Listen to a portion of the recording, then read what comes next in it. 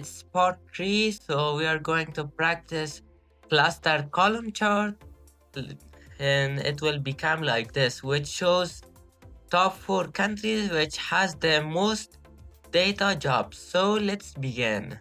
First, we are going to open Power BI.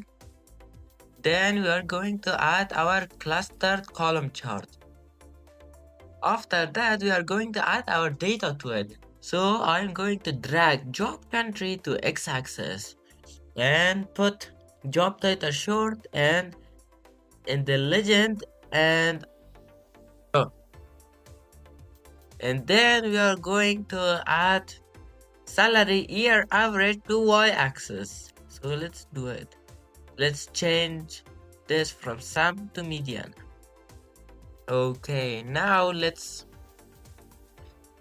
because there are almost 200 countries in this data, so they are too much and we don't need that much, so I am going to add a filter to it, which shows only top 4 countries with the most data jobs. So let's do it. First, let's expand this one.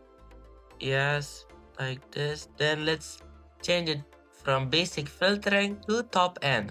After that, let's write 4 because we need top 4 countries, and let's drag job country in this field and let's change it to count. Let's apply filter and bam, like this. So now our visualization is done. We just need to organize it a little bit. So let's do it. Let's change this to job country, only country. Let's change this to median yearly salary. And let's add the USD and the dollar sign to it. Let's change this to job titles. Now let's go to format your visual and to x-axis because we don't need this one. So I'm going to remove it. Now let's go to general part to modify our main title. Let's change this to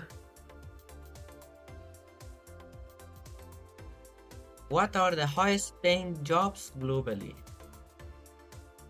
And a question mark to it. Let's make this bigger. 16 is good, and let's center it.